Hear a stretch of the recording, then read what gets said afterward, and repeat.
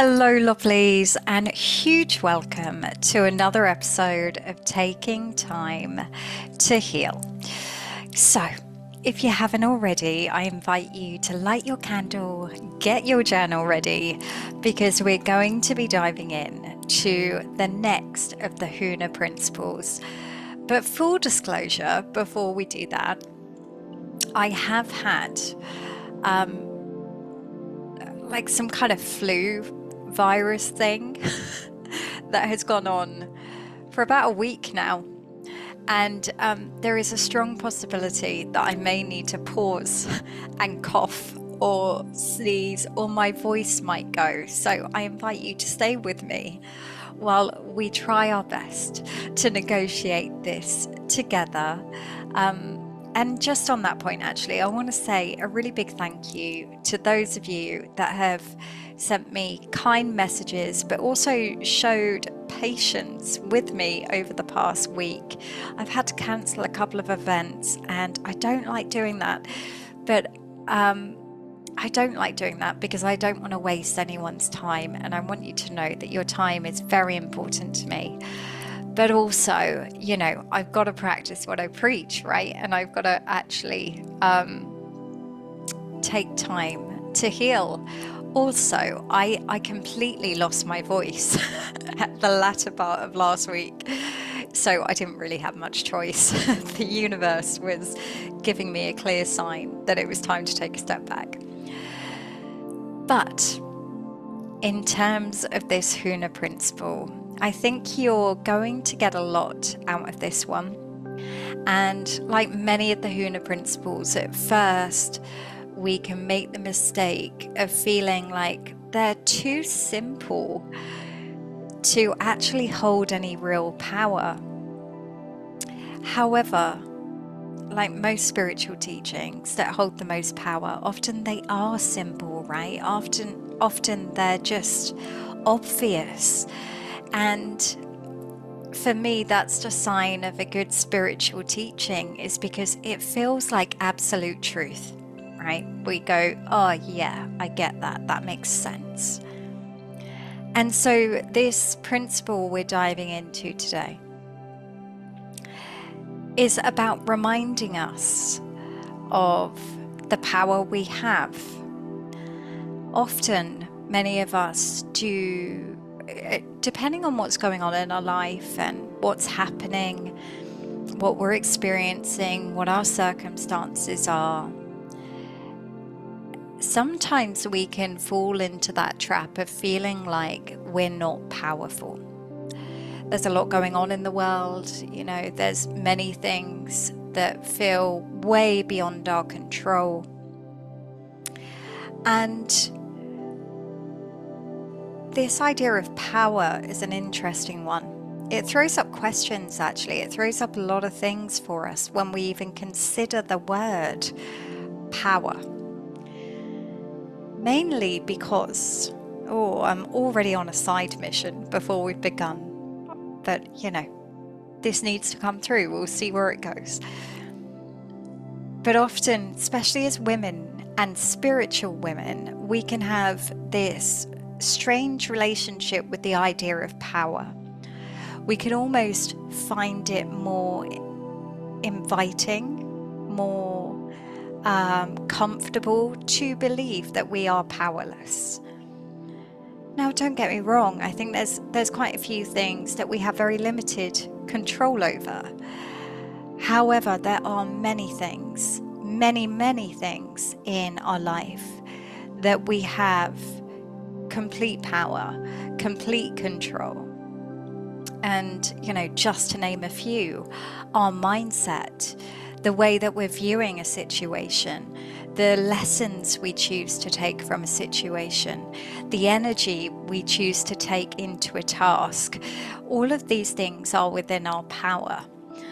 Now, we may not have the power to predict or guarantee a particular outcome, but we can certainly control what the input is, right? What our input into a situation, into a goal, into a dream, into an intention. We can control what we're putting into that.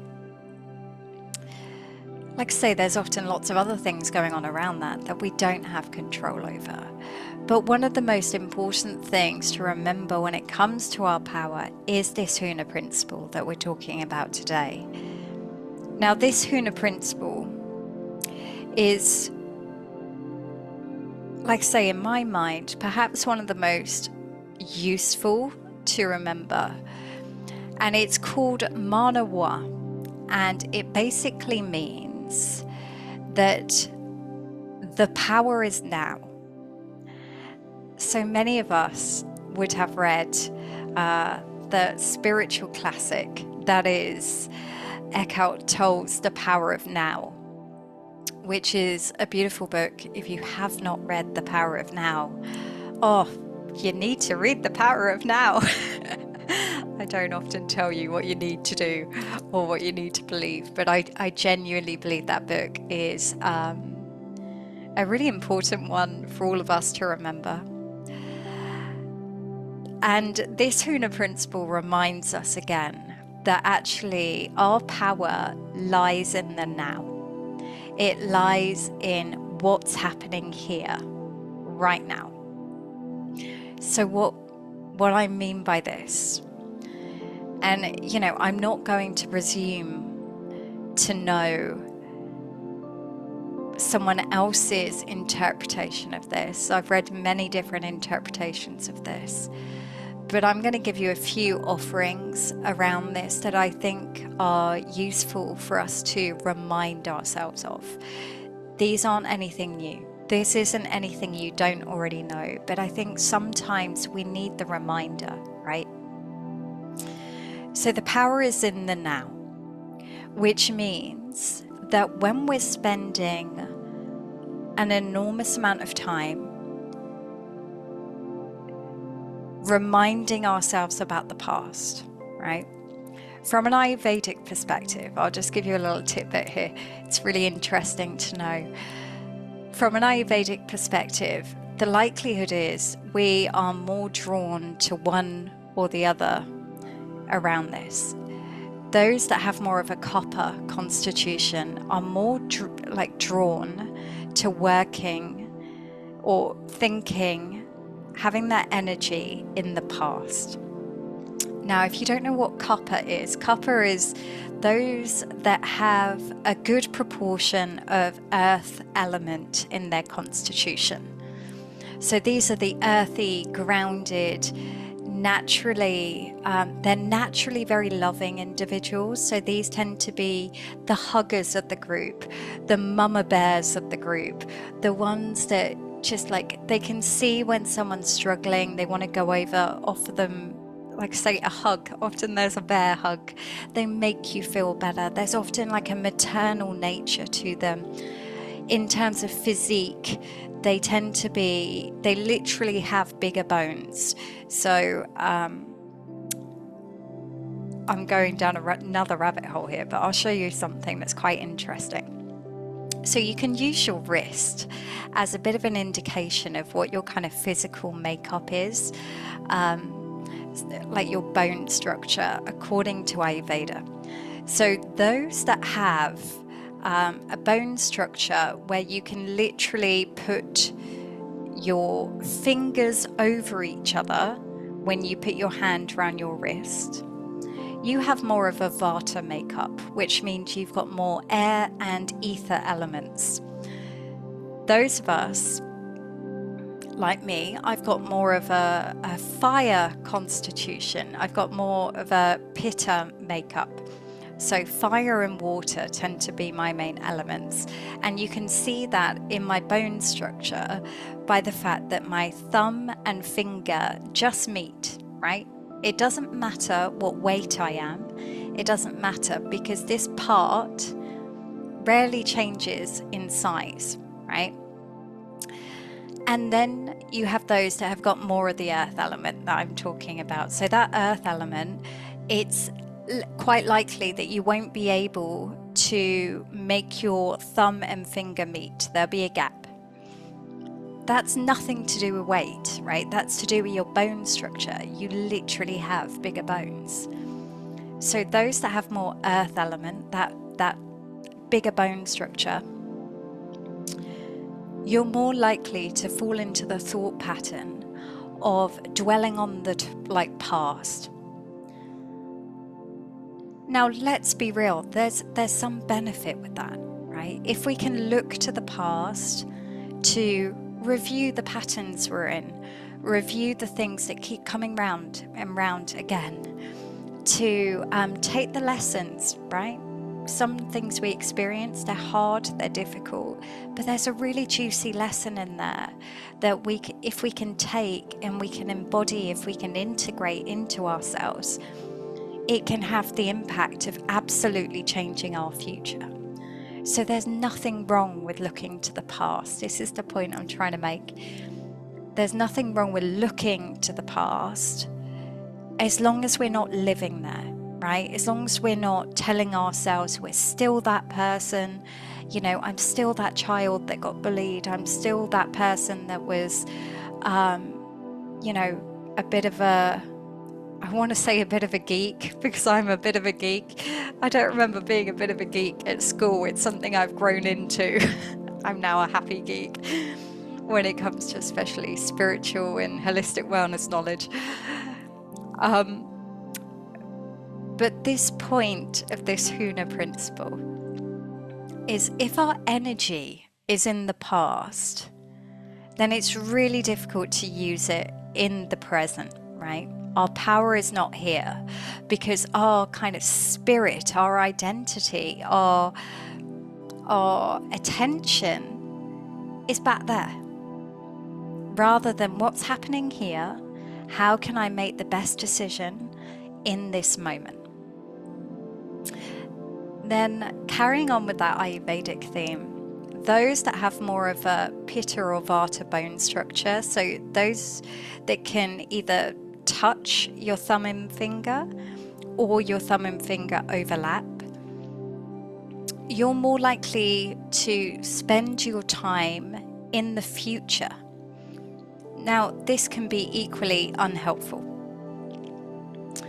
The reason being, you know, again, it can be useful to look to the future. What do I want that to look like? Where do I want to be in 10 years? What do I want to be different?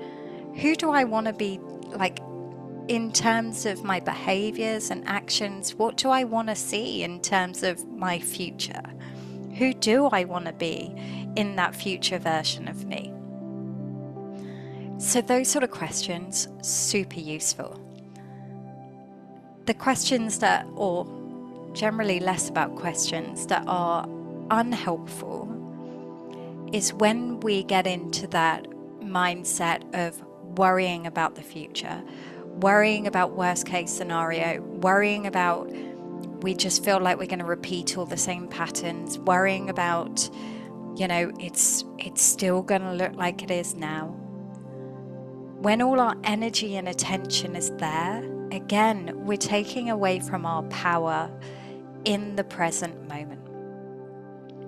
Now, the truth is, if we want to change something, if we want to change a behavior, if we want to change the way we're thinking about something, if we want to start bringing more joy, love, feelings of gratitude into our day-to-day life, those things happen in the now. They don't happen in the future. They don't happen in the past, right? The past is gone. We can't do anything about it. The future isn't written yet. So here and now is where our power lies. So what I invite you to think about is, one, where is your energy mainly going? Do you have a habit of like pulling yourself into the past, repeating the same old things about who you are and what you'll amount to or what you're allowed to have? Or are you the opposite end of the scale and spend an enormous amount of time worrying about the future? And I say worrying. The truth is, there's a couple of different sides to that, especially from an Ayurvedic point of view. So if you're more Vata constitution, more smaller bone structure, you're more likely to be drawn to worry, anxiety. Whereas the fire element, I've just knocked something over. The fire element of the Pitta constitution, that can show up in a slightly different way. It's still, in a way, a form of worry, but it has more of a fiery stress energetic to it. So there might be more of a frustration, more of a kind of, if you think about those heated emotions, so there might be an impatience, there might be a judgment towards self and a judgment towards others. So when thinking about the future, there's this really hard edge to the way you're viewing yourself, viewing other people around you. What I should say is this is out of balance. In a balanced capacity, it doesn't show up like this. The same with Vata and worry, and Kapha with harking back to the past, right? But it's useful to know what's your go-to, right? Because that will help you identify it. And then when you can identify it in the now, you can make a different choice. Oh yeah, I'm going back over the past again and again and again. Like, our brains are hilarious, right? I remember it was only like last week. I think I was washing up or something, and I found myself in thought, like just thinking about this thing that happened, I think when I was about 14. And I can't even remember what it was really, but I think I'd basically embarrassed myself in some kind of classroom setting, you know, as many of us have done in our teenage years, in some shape, form or another. And I think I lost probably a good 5 minutes, a good 5 minutes of my life while I was washing up, thinking about this incident that, let's be honest, it was a 14-year-old Holly. I've completely changed and evolved, and I'm a very different person to who I was when I was 14 years old.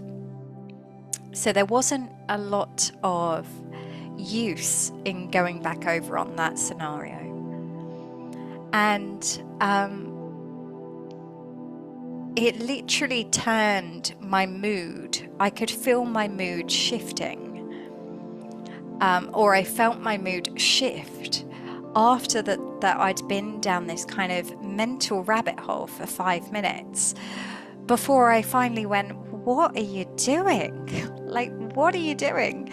Why are you going there? There's nothing really to learn from that experience. There's nothing useful to take away.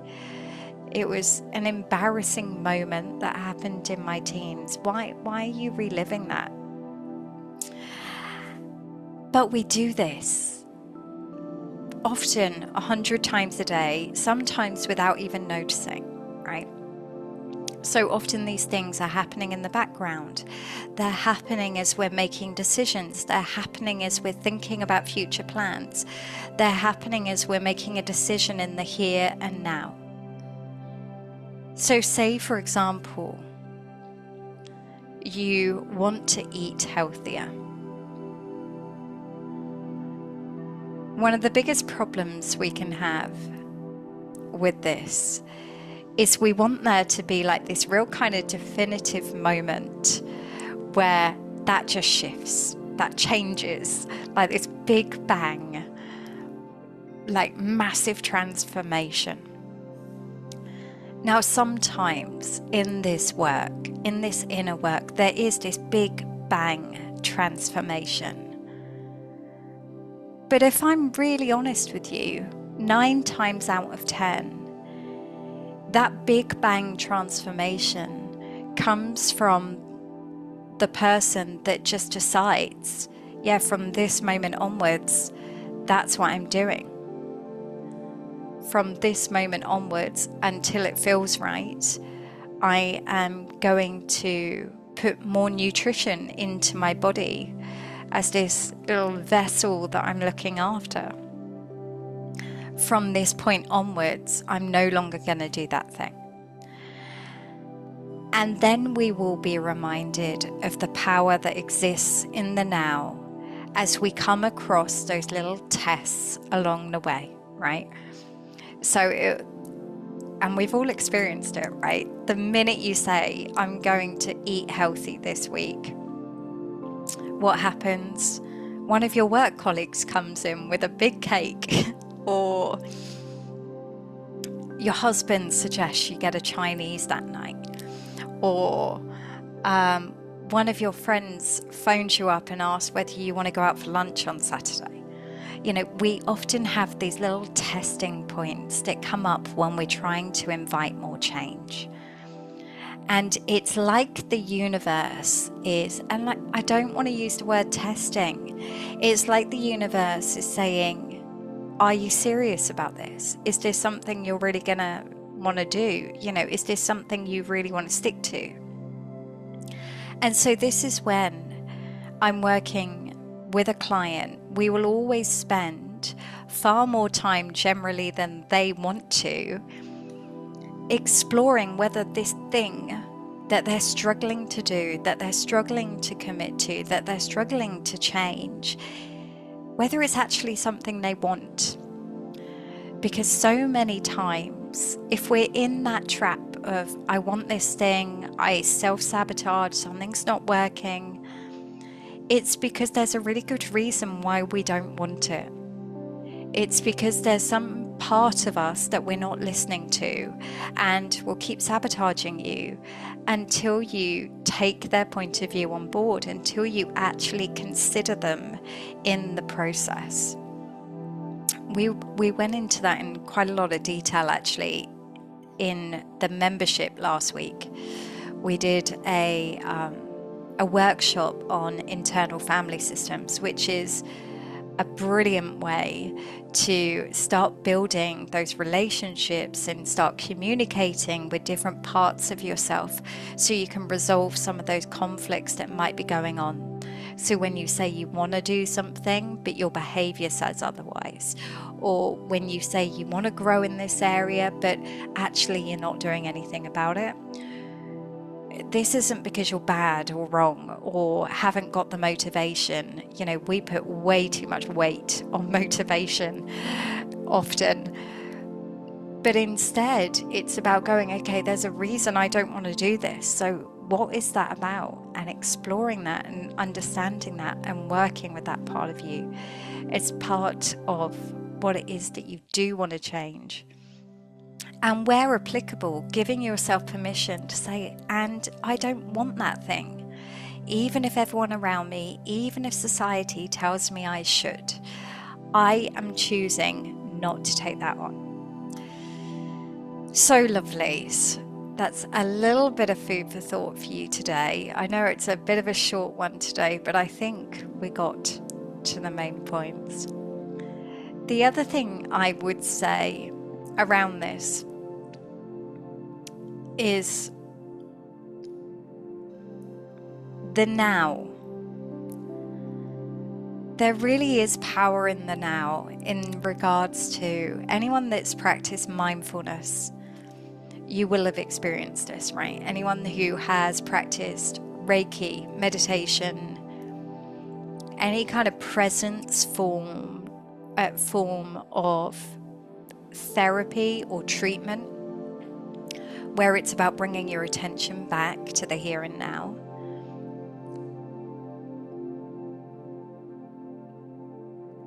It's hard to explain this, but there is something magical there. It's where life actually exists, right? Life doesn't exist in our head. It doesn't exist in the past. It doesn't exist in our future. If we want to enjoy life, we do that now. We do that in the here and now. Instead of allowing our brain to talk about everything we need to worry about, all of those things we did wrong in the past, we get to bring our attention back to here and now, where And I remember I would hear spiritual teachers talk about this at the beginning of my journey, and I used to think, what are you talking about? But things really are perfect in the now. Unless, there is a big unless there, right? Unless you are, in a situation of danger in the here and now. And when I say danger, generally physical danger in the here and now. But providing that's not the case, right? Providing you are in a, you're going to have problems. There's going to be challenges in every single, in our lives. No matter how amazing we get at this personal development and spiritual work, we will always have challenges to overcome. There will always be things that haven't gone to plan. There will always be things that we didn't see coming. But on those days, even in the toughest times, allowing yourself to just be. And that's what it comes down to, right? Just be. To just be with your breath. To just be here now. To just be in this body, in this moment, in this time, on this planet that is circling the sun and hurtling through space. That moment is already perfect. You don't need to change that. And you get to enjoy that. And I often find as well, the more that I allow myself to be in the now, the more I allow myself to be mindful. And I say allow myself because it does take a certain amount of discipline to not get pulled away by thought, to get pulled away by emotion, to get pulled away by worry, to get pulled away by, our low mood or whatever's going on for us. Whatever is going on, we can come back to the now. And there's this bliss state that we can have access to. And that makes me think, I think later down the line, I'll share with you perhaps some kind of meditation practices that will help you to access that bliss state. Because I think this is something that we need as balance in this crazy world with the horrific things that we see going on. There has to be some kind of balance internally, right? Of, and there's bliss. And there's bliss. So lovelies. I'm going to leave you thinking about that. I invite you to journal on this. What's your relationship with the now?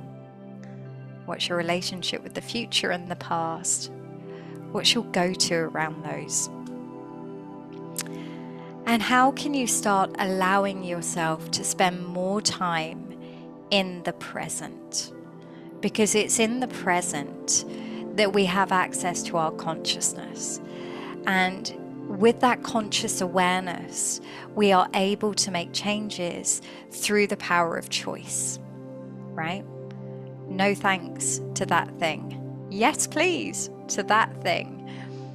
And it doesn't have to be big. It doesn't have to be massive. It could be simply, oh yeah, I've let my mood drop. I'm going to just remember how lucky I am, right? It gets to be that simple. But when you can work with the now, you really start to see that kind of magic. It feels like magic because change is so instant and so transformative, and you have access to it in every single moment. I know that seems like a bit of an overstatement, but actually as you start to work with this, you'll realize it's probably a bit of an understatement.